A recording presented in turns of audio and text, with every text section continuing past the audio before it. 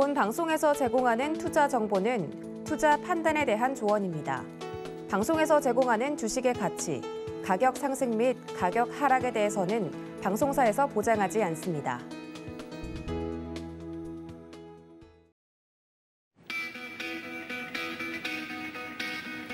안녕하십니까. 고수익작전 타임 진행의 도지은입니다. 간밤에 뉴욕 증시 같은 경우 고용보고서 발표를 앞두고 혼조세로 마감이 된 모습이었습니다. 어제까지 우리 증시도 좀 살펴보면 6거래일 연속 외국인들의 순매수세를 이어오고 있는 모습인데요. 과연 이 긍정적인 흐름이 언제까지 이어질 수 있을지 체크를 좀 해봐야 될 것 같습니다. 오늘도 장전 전략 여러분들께 챙겨드릴 테니까요. 끝까지 함께해 주시기를 바랍니다. 자, 뉴욕 증시, 글로벌 증시와 더불어서 이 코인 시황도 짚어보고 올 텐데요. 시황센터 연결합니다. 네, 안녕하세요. 캐스터 이은주입니다. 간밤에 있었던 우리 암호화폐 시장 상황 함께 살펴보도록 하겠습니다. 주말을 앞두고 금요일 전반적인 암호화폐 시장은 하락세를 보이고 있습니다. 주말이 되면은 우리 시장을 향한 변동성 그리고 유동성이 더 커지기 때문에 가격의 상승폭이 훨씬 더 넓어지는데요. 주말을 앞둔 오늘 금요일부터 큰 폭의 변동성 이미 보여주고 있습니다. 전반적으로 시가총액이 전일 대비 1.74% 하락했지만 마켓캡은 다행히도 1조 달러 이상에서 견고한 흐름 여전히 유지해주고 있고요. 비트코인이 전일 대비 1.76% 하락하면서 암호화폐 시가총액 상위 종목 10개 모두 전반적으로 빨간불 켜내면서 하락 흐름 이어가고 있습니다. 현재 22,000불대 거래되고 있는 비트코인. 가격 전망과 관련해서는 여전히 다양한 의견들이 오가지만 지난 6월과 5월에 보여줬던 이 비트코인의 202평선 저항 돌파가 업계에서는 굉장히 이례적이었다고 풀이를 하고 있습니다. 그러면서 여전히 비트코인의 상승 잠재력은 굉장히 높다라고 평가를 하고 있는데요. 블룸버그 인텔리전스 소속의 시니어 상품 전략가죠. 마이클 맥글론과 제이미 더글라스가 8월에 크립토 전망 보고서를 통해서 비트코인이 200주 이평선보다 훨씬 낮은 수준을 유지하는 것은 말 그대로 비정상적이다라고 이야기를 했습니다. 얼마 전에 비트코인이 202평선을 다시 상방 돌파해주는 모습을 보여주기는 했는데 안정적으로 다시 장기 이평선 위에서 지지대를 만들어줄 수 있을지는 조금 더 지켜봐야 된다라고 이야기를 했습니다. 지난 7월 기준으로 200주 이평선 지수와 비교해봤을 때 이 비트코인은 말 그대로 사상 최대치로 할인된 가격이었다라고 이야기를 했는데요. 비트코인의 올해 최저점 17,500달러까지 하락을 했었죠. 현재는 가격이 다시 상승이 되면서 22,000달러까지 올라왔습니다.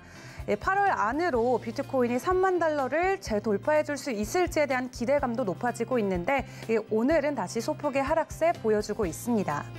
이더리움도 전일 대비 1.53% 하락했습니다. 비트코인보다 더 큰 폭의 상승 흐름을 보여줬던 이더리움도 일주일 전 대비 8% 넘는 하락세 보여주고 있는데요. 현재 이더리움 가격은 1,600불 아래를 내려온 1,500불대 거래되고 있습니다. 이 머지와 관련된 기대감이 업계 안팎으로도 굉장히 큰 모습 보여주고 있습니다. 이 블룸버그 같은 경우도 이번 이더리움이 성공적으로 머지를 진행하게 된다면은 글로벌 인스티튜셔널 그레이드 셋, 말 그대로 글로벌 기관급의 자산으로 급부상할 것이다라고 이더리움의 가치를 굉장히 긍정적으로 풀이를 하고 있습니다. 이번에 발간했던 보고서를 확인해 보자면은 이더리움의 활성 사용자 그리고 이더리움을 가지고 있는 주소수 그리고 트랜잭션 등 가격과 높은 상관관계를 가지는 여러 부문에서 지난 약sek장에 비트코인 대비 좋은 성과를 거뒀다라고 이야기를 하고 있는데요. 실제로 이더리움을 가지고 있는 보유자 수가 역대 최대치를 기록하고 있다고 하고요. 비트코인을 가지고 있는 지갑 보유자 수보다 2배 이상이라고 합니다. 그만큼 많은 사람들이 이더리움을 홀딩하고 이더리움을 지지하는데 많은 관심을 보이고 있다라고 풀이해 볼 수 있을 것 같고요. 이런 트랜잭션 수에도 불구하고 가격 하락도 크게 줄지 않고 있다는 점이 9월까지의 이더리움의 가격 상승을 우리가 긍정적으로 풀이해 볼 수 있는 좋은 시그널이 될 수 있다라고 풀이하고 있습니다. 그런 한편 이더리움의 트랜잭션 수수료가 2020년 12월 이후 최저 수준을 기록한 것으로 나타나고 있습니다. 현재 평균 거래 수수료가 약 $3 정도로 책정이 되고 있다고 하는데요. 한때 이더리움에 굉장히 많은 트랜잭션이 몰렸을 때 이 한때는 작년 5월 기준으로 $200를 넘어서기도 했습니다. 그렇기 때문에 이더리움을 기반으로 하고 있는 디파이나 NFT 거래를 할 때 말 그대로 배보다 배꼽이 더 큰 상황들이 종종 연출이 됐었죠. 그리고 이런 높은 수수료가 이더리움의 최약점으로 꼽히기도 했는데요. 이번에 머지 이후에 이더리움의 수수료 개선이 크게 개선될 것이라는 기대감에 더불어서 현재 POW를 기반으로 하고 있는 이더리움의 수수료 개선도 많이 좋아진 모습 확인해 볼 수 있습니다. 그렇기 때문에 다음 달부터 이더리움을 기반으로 하는 디파이와 NFT가 다시 한번 큰 폭으로 상승해 줄 수 있다는 기대감도 나오고 있습니다. 그런 한편 이런 이더리움의 POS 기반을 전환을 반대하는 채굴자들도 있습니다. 기존의 POW 방식으로 이더리움을 채굴하던 채굴자들 같은 경우는 본인들이 소유하고 있는 장비들이 무용지물이 되는 것을 막기 위해서 이더리움의 POS 전환을 반대하고 있는데요. 하지만 이더리움 재단에서 POS로 전환하는 것을 완전히 막을 수는 없기 때문에 본인들이 직접 하드포크를 진행을 해서 이더리움 POW 기반의 코인을 새로 만들겠다고 했습니다. 이런 부분에 있어서 업계 인사들도 좀 힘을 실어주고 있는 모습도 확인해 볼 수 있습니다. 트론의 창시자인 저스틴 성 같은 경우도 POW 기반의 이더리움에 본인이 투자를 하겠다, 기부를 하겠다라고 밝혔는데요. 현재 본인이 100만 개 이상의 이더리움을 보유하고 있다라고 밝히면서 이 해당 부분을 이더리움 POW 기반의 프로젝트들에게 기부하겠다라고 밝혔습니다. 이번에 이더리움 POW 기반의 코인의 티커명을 ETHW로 지정을 하면서 중국의 채굴업계 유력 인사인 챈들러 거가 커뮤니티에서 이 해당 이벤트, 해당 포크를 해야 된다는 여론을 주도하고 있죠. 이에 여러 업계 인사들도 챈들러 거에 좀 힘을 실어주는 모습도 확인해 볼 수 있습니다. 테더와 USDC 큰 변동성 없는 모습 보여주면서 가격 1불에 거래되고 있고요. 중국 기반의 거래소인 BNB 토큰들만 상위 시가총액 10개 종목 중에 파란불 켜내면서 상승 흐름 보여주고 있습니다. 우선 BNB가 전일 대비 4% 가까이 오른 311불에 거래되고 있고요. 바이낸스 USD는 큰 변동성 없는 가격 1불 보여주고 있습니다. 외 리플과 카르다노, 에이다, 솔라나 그리고 폴카다까지 일제히 빨간불 켜내면서 하락폭 보여주고 있는 모습 보여주고 있는데요. 그렇다면 업계 전문가들을 통한 이 우리 업계 시장도 좀 살펴보도록 하겠습니다. 이 암호화폐 시장이 앞으로 그 어느 때보다도 강하게 부상할 것이라는 전망이 이어지고 있는 가운데 이 미국의 비영리 단체인 블록체인협회 전문이사인 크리스틴 스미스 같은 경우는 이 암호화폐 시장은 언제나 우리 곁에 있었고 앞으로도 우리 곁에 늘 존재할 것이다라고 강력하게 지지하는 발언을 했습니다. 그러면서 올해는 어쩔 수 없는 거시적인 요인 그리고 일부 프로젝트 실패 등에 따른 이 시험대에 올랐을 뿐이다라고 이야기를 했는데요. 그러면서 암호화폐 법안들이 2023년 정도가 되면 어느 정도 가시화가 될 거고 2024년 되면 40% 그리고 2024년 말까지는 이 암호화폐 법안들이 60% 가까이는 발안이 될 것이다라고 했습니다.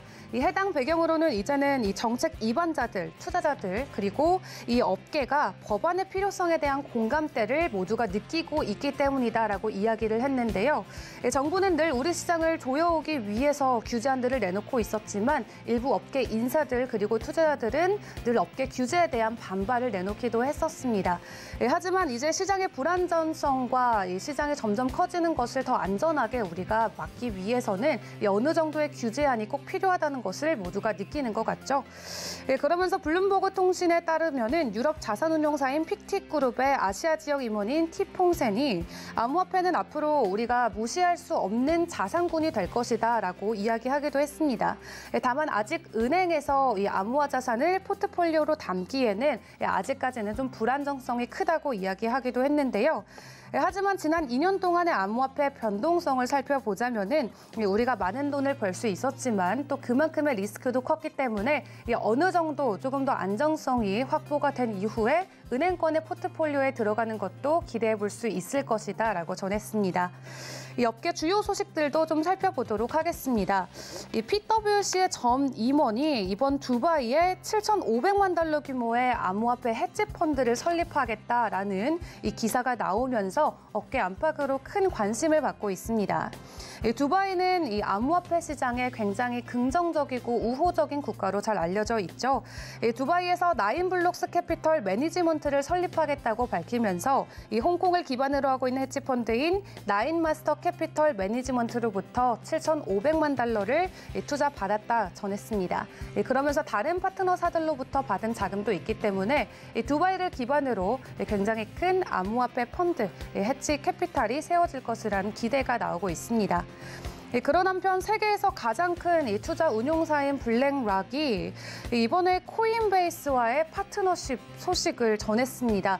어제 코인베이스의 주가도 굉장히 큰 폭으로 상승을 했는데요. 이번 파트너십의 일환으로 블랙락 투자 관리 플랫폼인 알라딘은 이 코인베이스의 기관 투자자인 전용 서비스, 이 코인베이스 프라임 서비스와 연동하게 됐다고 전했습니다.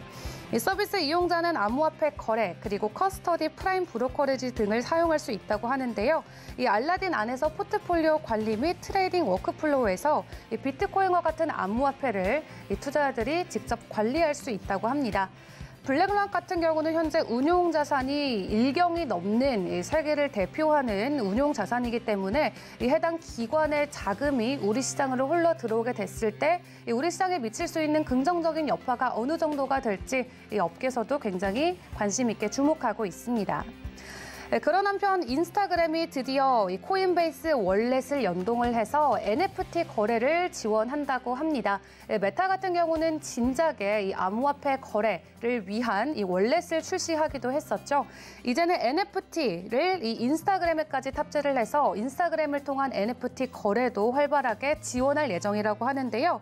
우선은 이더리움과 폴리곤 그리고 플로우를 기반으로 한 NFT를 먼저 출시한다고 합니다.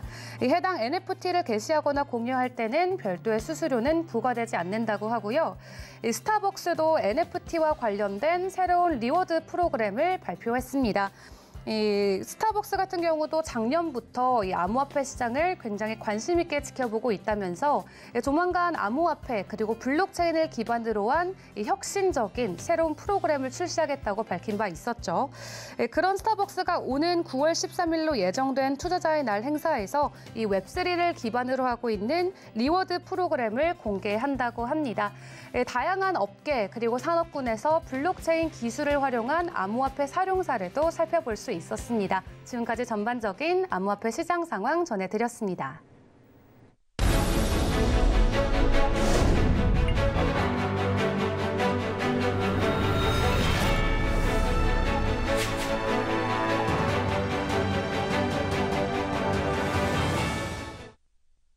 네, 이렇게 암호화폐 시황까지 체크를 하고 버니의 미국 주식 시간으로 돌아왔습니다.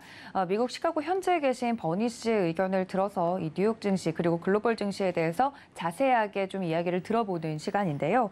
오늘 같은 경우는 이번 시간에는 지수보다 낮은 성과를 보인 섹터를 통해서 우리가 얻을 수 있는 기회에 대한 이야기를 해주신다고 합니다. 최근 국내 증시뿐만 아니라 글로벌 증시도 반등세를 좀 이어오고 있는 와중에 간밤에 뉴욕 증시는 혼조세를 보였다는 말씀 좀 전해드렸는데요. 이런 움직임이 보이고 있는 시장 속에서 기회를 찾는 법 이야기 들어보도록 하겠습니다. 함께 보시죠. So one thing we want to take a look at now, we can look at a lot of different things. If we think the market's basically tried to base around here and hopefully stays here and starts to work its way a little higher as the year goes along, let's look at a sector that has completely underperformed the market over the last 2 years and then identify a stock within that sector that I think is really interesting. That stock is CRISPR Technologies. CRISPR is a really interesting biotechnology company that is headquartered in Switzerland, and what it has, amongst other things, it's got a drug that assists in the benefit and help of treating sickle cell anemia. The company has been, it has an investor, Bayer, which is a big German chemical company, and Bayer is a very smart company. It's investing in this company for very good reasons. One of the founders of the company shared the Nobel Prize in Chemistry a couple of years ago, and what we want to think about here is that there are other drugs that are in the pipeline for CRISPR. The problem with biotech is it's very difficult for us to be able to identify that that company is good or not, because we don't know about the trials until they get released. So it's all of a sudden a surprise. But what we want to think about is, can we buy a stock that's cheap to that sector, and that sector, which is usually a great sector, is cheap to the market as a whole? And so when we look at the biotech index relative to the S&P 500, we are now just coming off levels that are as cheap as we've been since 2007.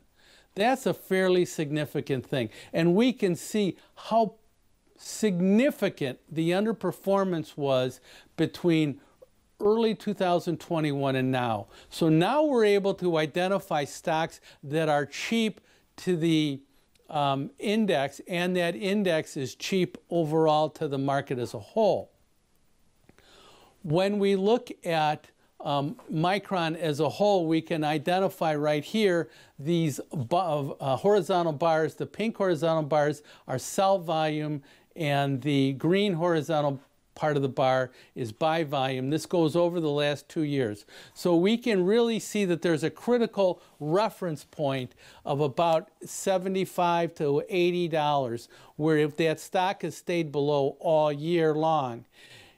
We also can see that the bottom of that stock market at 43 bucks basically was the low of the biotech index relative to the S&P 500.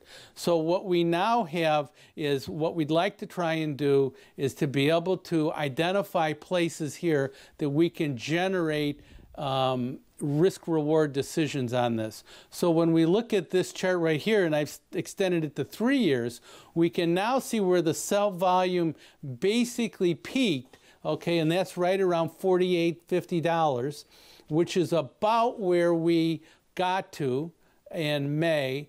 And we can also now see that if we can stay above, say, $60 on the stock, I think that's a real positive. And we still need to get above that critical $75 to $80 area. Once we can get above there, I think that stock can really start to go, and we can target about $128 to $130 as my first target to get to that stock. We can also look here and see the volume now has been some of the best buy volume all year long. So I think that's a real positive experience for the stock. When we look at just CRISPR now, and we go back and we look at the last, say, year of the stock, what we can see is the bottom in May, and we basically went down to a low in momentum, and we've had positive momentum. Not only positive momentum, but we've also had momentum above zero. So what we've done is been able to hold that positive momentum. If we can stay above zero with this big volume, I think that's a real positive for the stock. Now what we want to show here is, over the course of the last year, you can see on the top clip, this is the biotech index, and you can see how that biotech index made a new low. But yet the second clip is CRISPR relative to the biotech index has had positive momentum against that index. It's outperformed that index. The third clip, it's outperformed the S&P 500 as a whole also since May. And May, if we notice, was the weakest part of that whole period. And also now what we can see is that sector, the biotech sector, since early June is outperforming the S&P 500 right now. So we're identifying a good place to be able to look for and experience positive stock performance in a sector that has basically underperformed significantly over the last 2 years. Now we can see from a seasonality standpoint, the months that we've outperformed the S&P 500, that CRISPR has outperformed. And we can see we're in this window right here of positive outperformance over the S&P 500 on a monthly basis when we look at seasonality. When we break this down and we look at the periods of time and look at the detail on it, what we can see is we have positive experiences in the second half, particularly the fourth quarter of the year when the stock does well. So only 1 year the stock has gone down substantially. But generally speaking, I believe that we should experience a positive performance, and that focus of the positive performance might be best in the fourth quarter of this year. And I also think the fourth quarter of this year could be a good time to be basically experiencing positive stock performance. 네, 미국 시카고 현재 계시는 버니 씨와 이야기를 좀 나눠봤습니다. 버니 씨의 이 이야기가 더 듣고 싶다 하시는 분들은 저희가 서울경제TV 유튜브 채널에 다시 보기 서비스 올려드리고 있으니까요. 이 점까지 참고 부탁드립니다.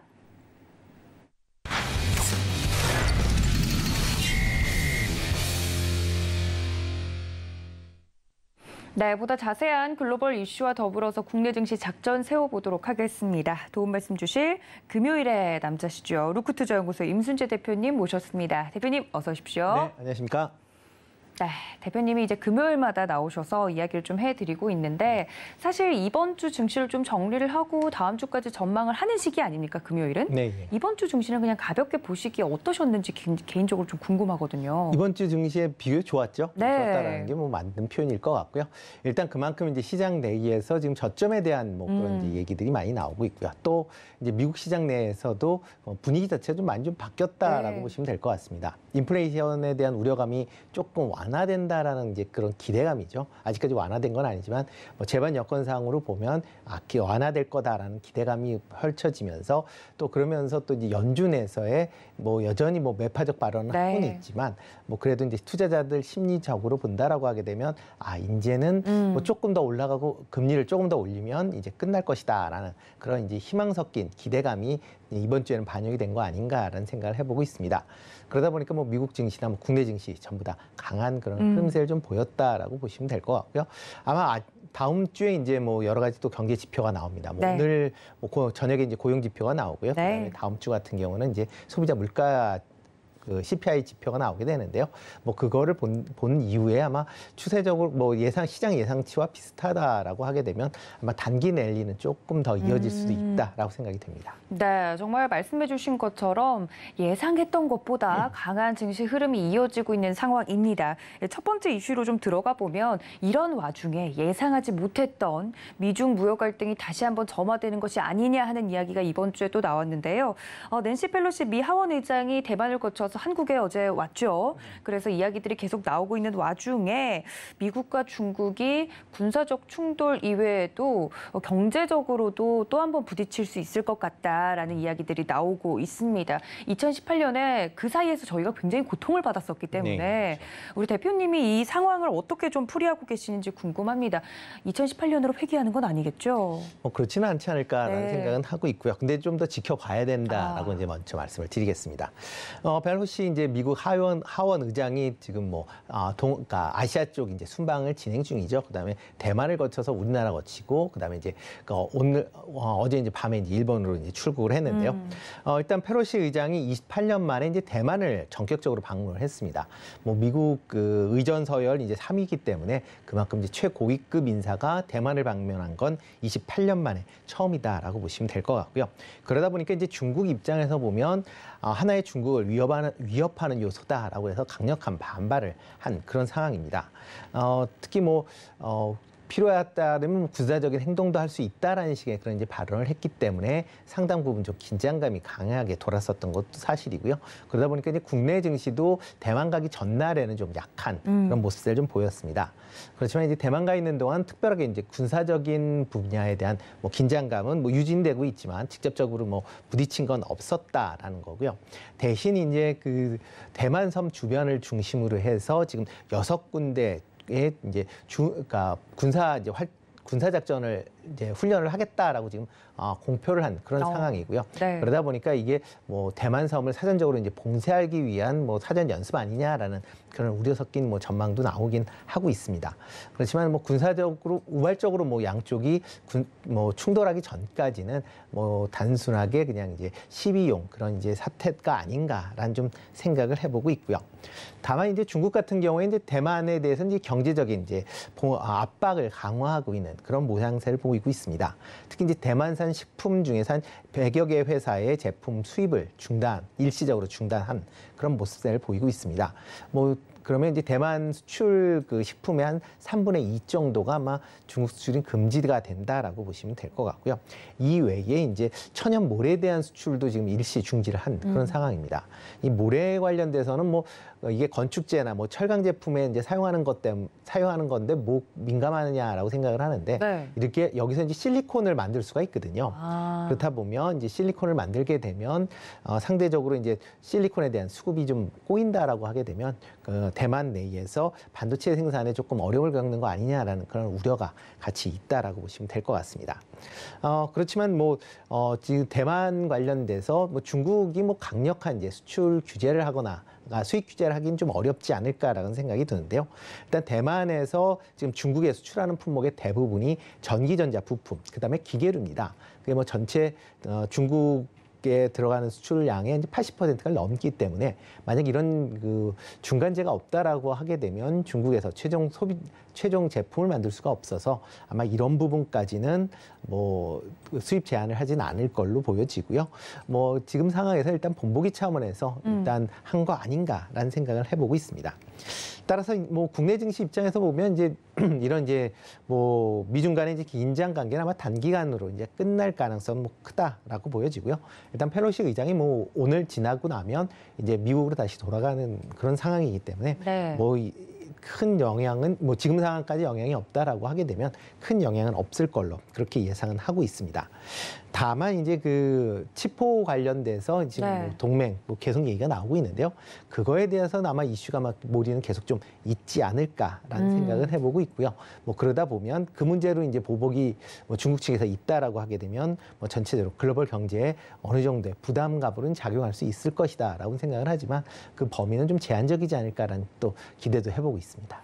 네, 말씀해 주신 것처럼 2018년대 미중 무역 전쟁처럼 격화되지는 않겠지만 굉장히 제가 보기에는 그 눈치 보기를 저희가 잘 해서 이 상황을 잘 좀 컨트롤을 해야 될 것 같다는 생각이 계속해서 듭니다만 국내 증시의 영향 자체는 좀 제한적이었다 이야기를 좀 해주셨습니다. 미중 무역과 관련된 이야기를 나눠보고 있는데요. 앞서 대표님께서 치포에 대한 이야기를 해주셨습니다. 미국에서는 좀 은근히 계속 압박을 좀 저희한테 많이 하고 있는 상황인 것 같은데 그 와중에 저희가 걱정하고 있는 건 중국에 또 반도체 공장과 관련돼서 진출해 있는 국내 기업들이 많지 않습니까? 삼성전자와 SK 하이닉스만 보더라도 그런데요. 이 두 기업 같은 경우 정말 가슴을 좀 졸이면서 상황을 지켜보고 있을 것 같습니다. 국내 반도체 업종의 전망에 대해서 이번 상황에서 저희가 어떻게 좀 풀이할 수 있을까요? 네, 요즘에 이제 반도체 관련된 육성 관련된 얘기가 많이 나오고 있죠. 반도체 육성법에서 미국이나 국내에도 관련된 법이 나오고 있고요. 또 하나가 이제 치포 관련돼서 또 얘기가 나오고 있는 그런 상황입니다. 먼저 이제 미국 이제 반도체 육성법을 본다라고 하게 되면 지금 520억 달러 규모의 이제 보조금과 인센티브, 그다음에 관련된 인프라 조성을 위해서 이제 쓰겠다라고 얘기를 하고 있습니다. 다만 이제 이 조항 내에서 미국에서 만약 지원금을 받는다라고 하게 되면 중국 내 첨단 반도체 공장의 생산 시설을 증설이나 그다음에 건설을 이제 제한한다라는 게 이제 국내 입장에서 보면 상당히 이제 부담스럽게 작용할 수밖에 없다라고 보여지고요. 또 하나가 이제 치포 동맹 같은 경우에는 지금 한미일, 대만 이렇게 이제 4개국의 반도체 공급망 협의체를 이제 구성을 하겠다라는 거고요. 그러다 보면 이제 이걸 하게 되는 가장 근본적인 이유가 이제 중국의 반도체 산업의 육성을 이제 저지하겠다라는 게 가장 큰 내용 아닌가라는 생각을 해보고 있습니다. 그렇기 때문에 중국 입장에서 보면 당연히 거부감을 느낄 수밖에 없는 거고요. 이번 기회로 인해서 이제 국내 반도체 업체를 본다라고 하게 되면 반도체 육성법에 대한 기대감이 상당 부분 이제 커졌다라고 보시면 될 것 같습니다. 국내에도 지금 상당히 이제 반도체 육성법 관련돼서 세액공제를 20에서 30%까지 해줘야 되는 거 아니냐라는 그런 이제 법안이 지금 나와 있는 그런 상황이고요. 미국 같은 경우도 지금 25%의 세액공제를 이제 하겠다라는 얘기를 하고 있습니다. 그러다 보면 이제 삼성전자 같은 경우에 미국 텍사스주에 지금 첨단 파운드리 이제 반도체 공장을 건설하겠다라고 지금 공표를 한 그런 상황이고요. 만약 이렇게 육성법이 통과된다라고 하게 되면 공장 건설에 아마 미국 정부의 보조금 지급 대상이 되기 때문에 관련된 보조금이 지급될 걸로 예상이 되고 있습니다. 뭐 SK 하이닉스 같은 경우도 현재는 그 뭐 반도체 공장이 없는 그런 상황입니다. 하지만 이번에 이제 최태원 회장이 이제 미국 바이든 대통령과 만나면서 미국 내에 반도체 공장, 특히 이제 패키지 관련된 공장을 건설할 것이다라고 지금 얘기를 하고 있습니다. 그렇게 되면 이번에 육성법 관련돼서 아마 그만큼 수혜를 입을 것이다라고 좀 예상을 하고 있는 그런 상황이고요. 뭐 이렇게 이제 양 회사에서 이제 미국 내에 뭐 생산 시설을 늘리고 있는 입장에서 보면 상당히 긍정적인 뭐 모습을 보이고 있습니다. 하지만 미국뿐만 아니라 이제 또 중국에도 생산 공장들이 있다라는 게 이번에 이제 조금 많은 투자자들이 이제 우려하고 있는 사항 아닌가라는 생각을 해보고 있고요. 특히 이제 삼성전자 같은 경우는 중국 시안에 낸드 플래시 공장이 있고요. 그다음에 수저우에는 이제 패키징 공장을 보유하고 있는 그런 상황입니다. 특히 이제 시안에 있는 낸드 플래시 공장 같은 경우는 뭐 세계 최대의 낸드 플래시 공장이다라고 보시면 될 것 같은데요. 삼성전자 생산량, 낸드 플래시 생산량의 40%를 차지하고요. 뭐 전 세계 낸드 플래시의 점유율의 한 10%를 차지할 만큼 상당하게 중요한 핵심 시설이다라고 보시면 되겠습니다. 뭐 지금 현재 뭐 지난 3월 달에 이제 2차 공장까지 증설이 완료가 됐기 때문에 당장은 뭐 추가적인 뭐 증설 관련된 이슈는 없을 걸로 예상이 되고 있습니다. 그렇지만 뭐 중국에서의 이런 이제 제재 조항이, 그러니까 중국에 대한 이제 제재 조항이 강화된다라고 하게 되면 향후에 이 시설에 대한 뭐 업그레이드 할 때 좀 차질이 발생할 가능성은 뭐 있다라고 보여지고요.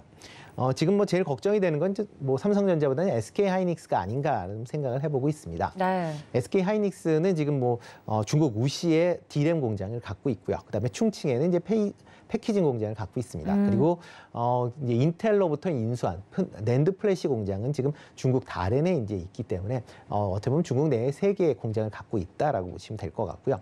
특히 이제 우시 공장의 D램 생산은 하이닉스의 전체 생산량의 50%를 차지할 만큼 상당히 중요한 공장 중에 하나입니다. 네. 그렇기 때문에 올 초에 한번 우시 공장을 이제 EUV 장비를 통해서 업그레이드를 한번 시도하다가 미국의 반대로 일단 업그레이드는 이제 무기 연기가 돼 있는 그런 상황입니다. 아마 향후에 이런 이제 첨단 공장에 따라서 첨단 공정의 공장 업그레이드는 상당 시간 이제 어려워질 걸로 예상이 되고 있고요. 그러다 보면 이제 중국 내에 어떻게 보면 이렇게 이제 그러니까 생산량이 줄을 가능성도 있고, 그다음에 이제 노후화된다라고 하게 되면 이런 이제 또 새로운 이제 증설에 대한 이슈가 계속 조금 불거지지 않을까라는 또 걱정은 또 있습니다. 그렇지만 이제 중국 반발의 강도에 따라서 이제 어떻게 달라질 것이냐라는 뭐 걱정 많이 하고 있는데요. 네. 아마 반도체 분야는 생각과 다르게 그렇게 크게 영향은 없을 걸로 예상을 하고 그래요? 있습니다. 네. 그 이유 중에 하나는 중국에서도 반도체가 상당 부분 많이 필요하다라고 보여지고 있는데요. 근데 중국에서 자금률을 본다라고 하게 되면 전체 그 반도체 작업률에 뭐 삼성전자나 SK 하이닉스 같이 중국 내에 생산하는 시설까지 포함해도 지금 한 20%가 안 되는 그런 수준입니다. 한 15%에서 17% 수준인데요. 그러다 보니까 만약 삼성전자나 SK 하이닉스를 제외한다라고 하고 실질적인 중국 업체만으로 따진다라고 하게 되면 한 자릿수에 불과합니다. 그러니까 그만큼 나머지 90% 넘게 되는 반도체는 해외에서 아니면 해외 기업에서 수입을 해야 되는 그런 입장에서 만약 반도체 기업에 대해서 제재를 한다라고 하게 되면 중국 내에도 그만큼 물량 수급이 상당히 꼬일 수밖에 없는 거고요. 그렇게 되다 보면 뭐 이런 반도체 기업의 영향보다는 중국 전체적인 산업에 더 큰 영향을 미칠 수 있기 때문에 반도체 분야는 아마 건들지는 않을 걸로 그렇게 예상이 되고 있습니다. 다만 이제 걱정이 되는 거는 이렇게 반도체는 안 건들지만 어떻게 중국에서도 칼을 뽑았기 때문에 네. 어떠한 이제 뭐 액션은 좀 취해야 될 걸로 그렇게 그쵸. 예상이 되고 있는데요. 그렇게 되면 다른 산업군에 대해서 아마 제재를 가할 가능성 충분히 있다라고 보여집니다. 특히 중국에서 이제 원자재 수출이 최근에 많이 증가를 하고 있기 때문에 원자재 수출에 대한 수출 제한을 한다든가 하게 되면 아마 다른 산업에 좀 영향이 좀 더 커지지 않을까라는 우려가 있고요. 특히 이제 국내 같은 경우에 가장 걱정이 되는 건 2차 전지 관련된 분야 아닌가라는 생각을 해보고 있습니다. 네. 뭐 국내에는 뭐 2차 전지 관련된 뭐 원자재 한 60%를 넘게 지금 중국에서 수요를 해오고 있는 그런 상황이고요.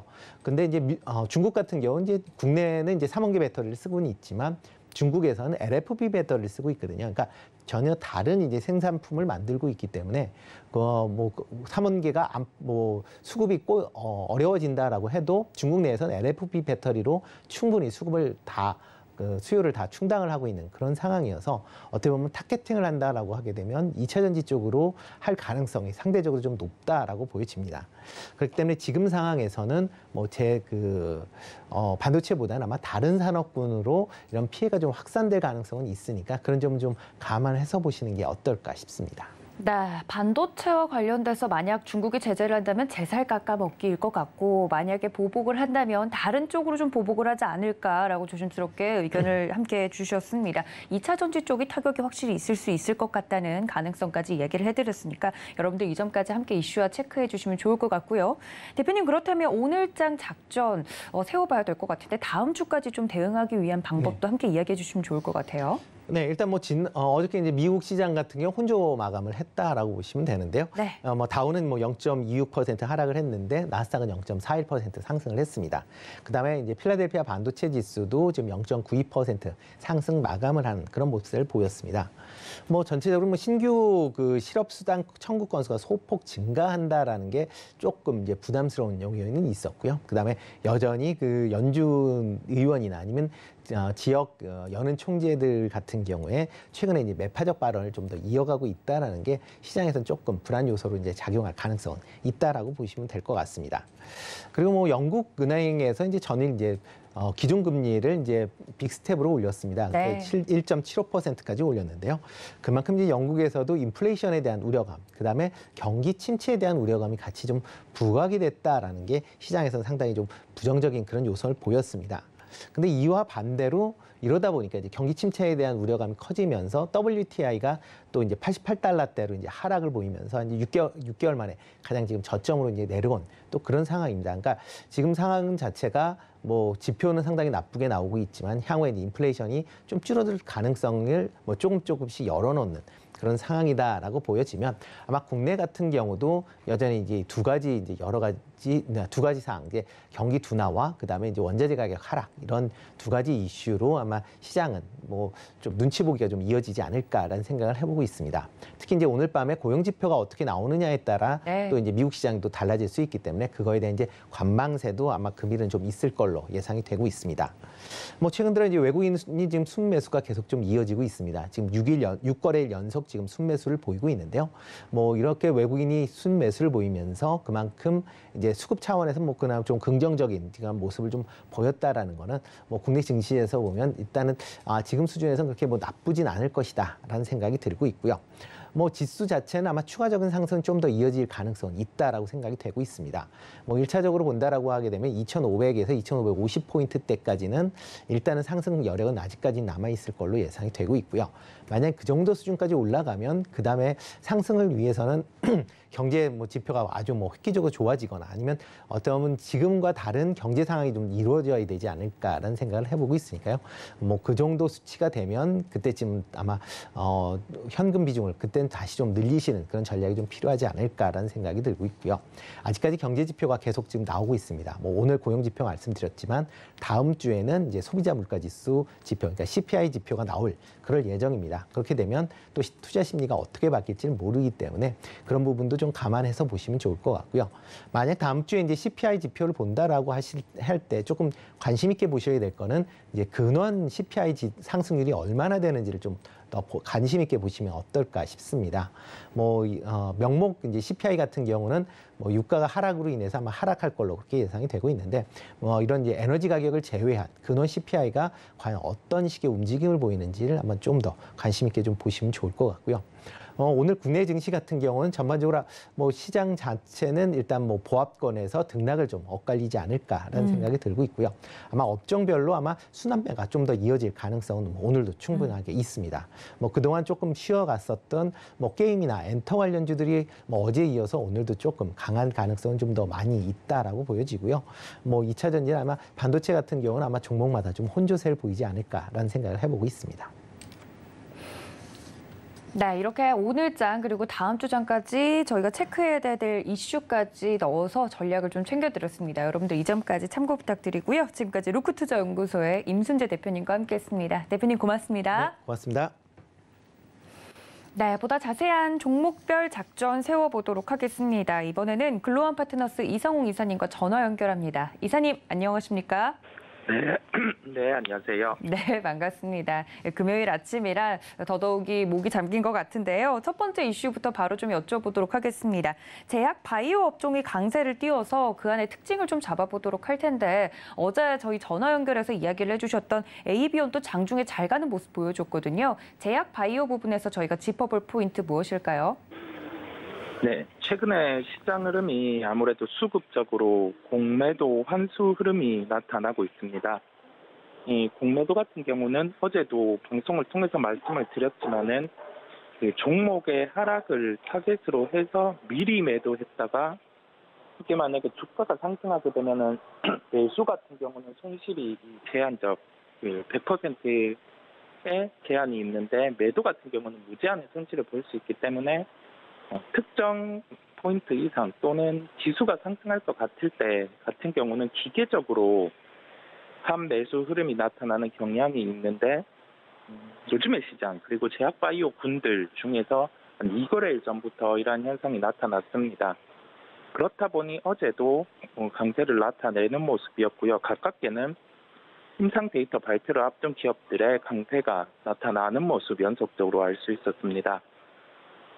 제약바이오는 최근에는 임상 일정에 반응하는 모습, 그 다음에 학회 일정 이렇게 반응을 하는 모습이 있는데요. 그렇다 보니 각 기업별로 특정 이벤트가 발생을 했을 때는 이게 시세의 연속성이 있는지, 그 다음에 일정이 지속성이 있는지 여부를 체크하고 접근을 할 필요가 있다는 점을 말씀드리겠습니다. 순환매가 빠른 시장이기 때문에 이 연속성의 시세는 짧고 빠르게 나타났다가 조금은 일부 조정이 있을 수도 있는데 시장과 대입해서 생각을 해볼 점은 지금은 큰 조정이 나타나는 시장이라기보다는 상승폭이 적더라도 단계적으로 올라갈 수 있다는 점을 열어두고 지금 제약 바이오 분에서도 새롭게 좀 이벤트가 있는 쪽을 체크하고 갈 필요가 있다는 점이라고 결론 짓겠습니다. 네, 말씀해 주신 것처럼 제약바이오는 임상 그리고 학회 일정과 같은 이슈들을 체크하는 것이 기본일 텐데 그럼 더불어서 특징적인 종목으로 어떤 종목 준비해 주셨을까요? 네, 오늘은 녹십자를 말씀드리겠습니다. 이 부분에 대해서 종목에 대해서 접근도 있지만은 함께 한번 제약바이오 그다음에 그 접근을 하는 포인트, 이 포인트에 대한 고민을 같이 해보는 걸로 해보겠습니다. 네, 어제 장 마감 이후에 기사가 나왔는데 녹십자가 미국 식품의약국이죠. FDA와 함께 희귀질환 신약 개발에 나선다고 했었습니다. 여기에서 주가에 좋을 수 있는 포인트는 전임상 단계부터 FDA와 함께 환자 데이터를 수집 분석해서 임상까지 도달을 하는 그러한 하나의 단계라고 말씀을 드릴 수 있겠고요. 이게 우리나라로는 최초입니다. 그렇다 보니 하나의 모멘텀으로도 긍정적일 수 있다는 점. 이 점은 임상 단계에서 비용이 많이 들어가고 이 비용을 통해서 성공 실패에 대해서도 하나의 좀 비용을 걸고 진행하는 부담이 있었다 보니까 우리나라 기업들에서는 3상까지는 성공한 기업이 없었는데 그 비용의 과정에서는 아주 괜찮은 부분이라고 할 수 있습니다. 다만 여기에서 한 가지 생각을 해볼 점은 그 희귀질환 신약 개발이라는 점입니다. 이 희귀질환 신약이라고 하면 희귀질환의 부분의 환자 수를 살펴볼 필요가 있는데요. 이게 유전자 결함에 따른 효소 부족으로 100만 명 중에 1명이 발생을 하고 발병 시기가 만 1세 전후입니다.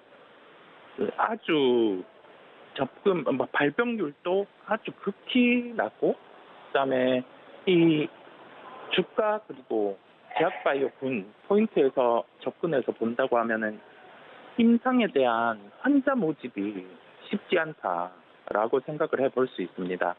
자, 말씀드린 것처럼 여기에서 요약해서 살펴보면 그 긍정의 포인트는 일단 FDA와 유례 없는 임상 전 단계부터 임상까지 함께 진행을 한다는 점이겠고요.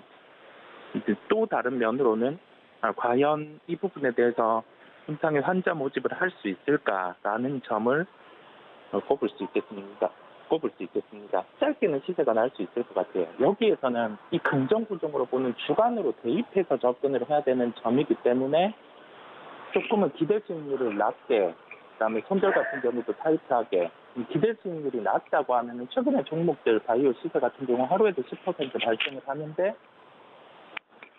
시총이 크니까 한 3에서 5% 삼아놓고 손절 구간도 비슷하게 한 3에서 5% 구간을 삼아놓고 가격대로는 한 17만 원 접근 가능하다는 점을 말씀드리겠습니다. 네, 오늘의 첫 번째 특징적인 종목 녹십자 이야기를 해주셨습니다. 가지고 계시는 개인 투자자분들도 많으신 걸로 알고 있는데요. 가격 접근 17만 원 선 접근이 가능하다 말씀을 드렸으니까 여러분들 제약 바이오 중에서 이 종목 특징적인 종목으로 챙겨가 주시면 좋을 것 같습니다. 자, 다음 이슈로 넘어가자면 앞서서 빠른 순환매가 좀 일어나고 있다 말씀을 해주셨잖아요. 이런 시장 속에서 짚어볼 포인트가 또 있다고요. 네, 시장이 정말 하루하루가 빠르게 움직이고 있습니다. 빠르게 움직이는 상황에서 시장이 조정이 나타나는 게 아니라 그래도 아주 견조한 흐름을 볼 수가 있겠고요.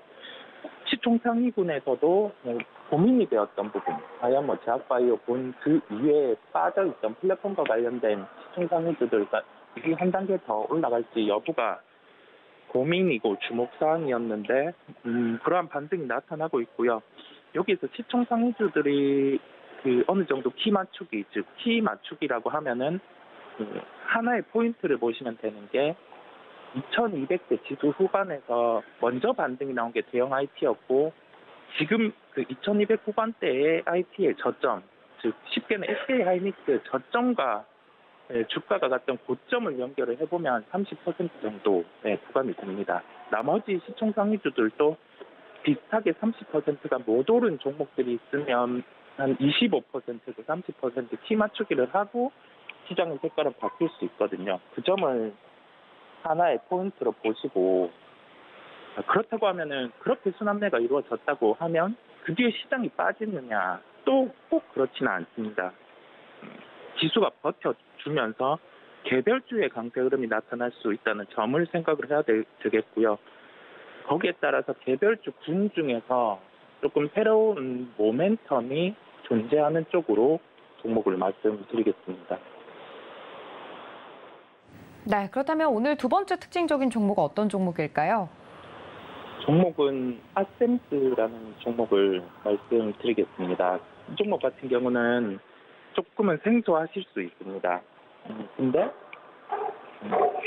연초 같은 경우에 나이키라든지 아디다스의 주가 같은 경우가 의류의 재고 같은 경우 유례없이 아주 낮았던 상황이다 보니 주가들이 좋았었고 신발 같은 경우도 이제 소비가 확산될 수 있다는 점에서 주가는 좋았습니다. 다만 지금 시장에서 가장 큰 이슈가 재고 부분, 경기 침체, 이거는 IT 쪽 영향도 그렇겠지만은 소비와 관련된 부분 기업들도 역시 영향을 미치고 있는데요. 네, 그러한 요인으로 관련된 종목들, 나이키, 아디다스, 우리나라 기업으로 치면은 여기에 피혁을 납품하는 백상 이런 종목들이 조정이 나왔었습니다. 근데 여기에서 새롭게 이제 신발과 관련해서는 좀 판매 실적을 통해서 이 기업의 실적 성장이 나타날 수 있는 기업이라고 할 수 있겠고요. 이제 신발 염색을 할 때 기존 같은 경우는 물을 사용해서 염색을 하면서 폐수가 많이 발생을 하는데 이 무수 염색이란 부분에 특허를 29개 보유를 하고 있는데 진공 감압 형태로 물 없이 염색하는 대량의 생산 기술을 보유를 하고 있습니다. 네, 그렇다 보니 지금 좋지 않은 상황, 과거에 좋지 않은 상황이었던 그 신발 판매 부분에 데이터가 올라오게 된다고 하면은 그리고 이 기업 같은 경우가 글로벌사로 그 대량의 그 무수 염색 부분에 대한 수주를 따낸다고 하면은 긍정적인 주가가 나타날 수 있다는 점을 기억을 해야 되겠습니다. 절대 주가로 보더라도 주가가 상승을 했다가 한번 조정 나왔다가 반등의 가능성을 염두에 두고 있거든요. 그렇다 보니 이 종목 같은 경우는 포인트로 신발과 관련된 부분에 무수 염색 대량 수주의 가능성 이거에 대한 현실화는 물음표지만 그러한 가능성을 열어두고 지금의 시장의 그 성격에 맞게 좀 개별적으로 접근을 해 보도록 하겠습니다. 가격 접근은 15,000원대 접근 가능하다는 결론이겠습니다. 네, 아셈스 올해 또 상장을 한 종목입니다. 자세하게 어떤 특징적인 이유로 가지고 와주셨는지 설명드렸으니까 이 점까지 참고 부탁드리도록 하겠습니다. 네, 지금까지 글로원 파트너스 이성웅 이사님과 종목 이야기 나눠봤습니다. 이사님 고맙습니다. 네, 감사합니다. 네, 이렇게 장전 전략 저희 모두 세워봤습니다. 여러분들 장중에는 매매 시그널을 통해서 개장 상황 전해드릴 테니까 함께해 주시기를 바라고요. 본 방송에서 제공해드린 정보는 투자 판단에 대한 조언일 뿐 해당 주식의 가치나 수익률을 보장하고 있지 않다는 점까지 알려드리면서 저는 잠시 쉬었다가 다시 인사드리겠습니다. 시청해주신 여러분 고맙습니다.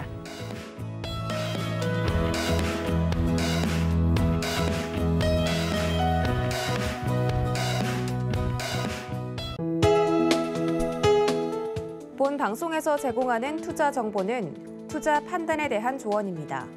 방송에서 제공하는 주식의 가치, 가격 상승 및 가격 하락에 대해서는 방송사에서 보장하지 않습니다.